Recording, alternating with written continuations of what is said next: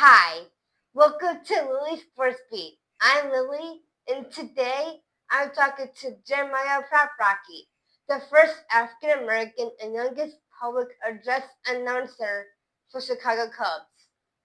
Today, we're here in Jeremiah's office, the press box at Wrigley Field. Hi, Jeremiah. Thanks for answering my quick questions with me. Thank you. It's a pleasure to be here. Thanks for interviewing me. You're welcome.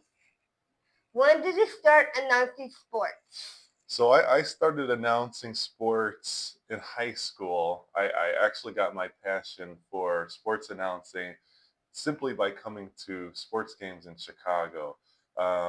There's the iconic Bulls intro that I really fell in love with the Bulls running through the city, and then the announcer would be like, and no. And then I was like, wow, that's really cool.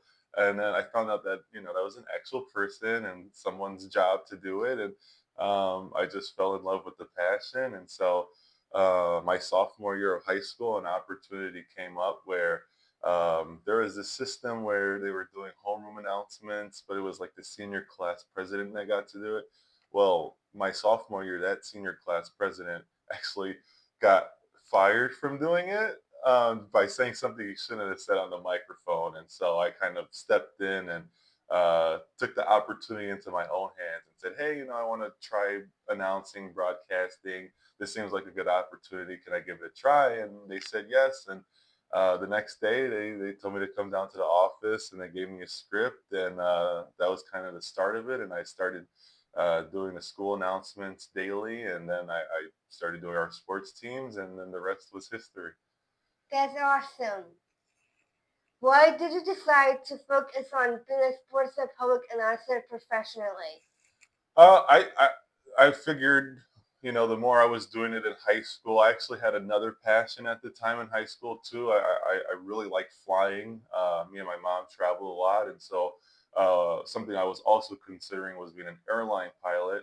And once I started announcing, those two started to conflict, and I had to kind of choose one at some point. But the announcing started to take off. My junior year, a referee came up to me and said, "Man, I feel like I'm at a Bulls game. This is just high school basketball. This is great."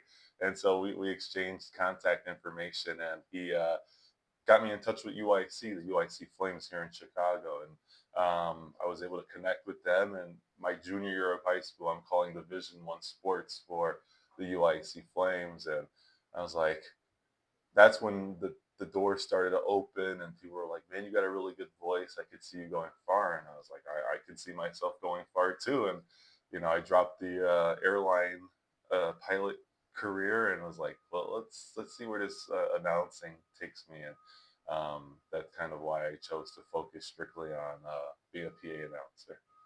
That's really cool. Thank you.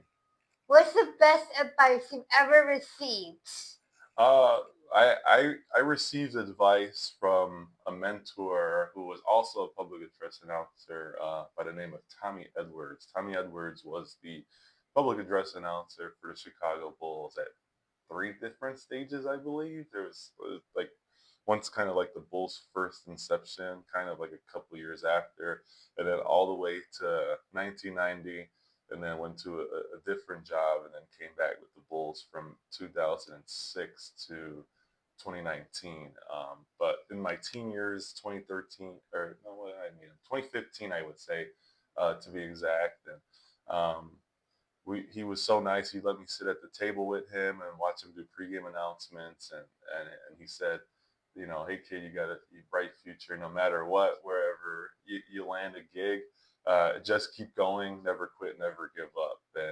And that was definitely you know very important in the sports field because with a job like announcing that doesn't really seem like it would be very competitive. It is very competitive, especially when you're a PA announcer and you want a pro job. There's always so many pro teams in each sport, and sometimes we keep these jobs for a long time. But I applied to a few professional jobs before the Cubs, and I got turned down. And I was so confident going into them. I was like, oh, who's gonna say no to me, right? And sure enough, a few people did say no, and that kept me humble, kept me in check, but also fueled me more to keep going. And fortunately, someone did say yes, and that was the Chicago Cubs. And I've been living the dream ever since, and very fortunate for the Chicago Cubs to take a chance on me. That's really cool. What advice do you have for young people who want to pursue a career in being a sports PA announcer? I'm going to relay that same message Tommy Edwards gave me, and say, no matter what your dream is, keep going. Even if you don't get the ones you want right away, or it just seems like you're never going to excel to the next level, just keep going. It may feel tough. You might feel at a standstill at some point. But I feel like that's like life in general. No matter what you pursue, there's always going to be that point where it just kind of feels like you're stuck somewhere, or you're just in the same spot and nothing else is happening. And so uh, I think no matter how many times you do something, there's always going to be an opportunity that rewards you for all the work you put in.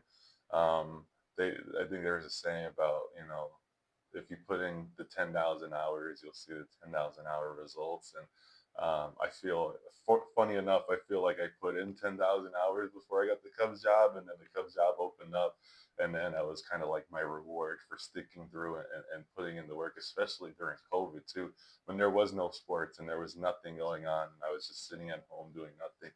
It was the most difficult time, but um, I didn't let that stop me. I kept going, and I feel that anybody, and no matter what their field is, they should obviously keep going if that's their passion. That's really great. And what one word would you use to describe yourself? Oh man, one word. That's tough.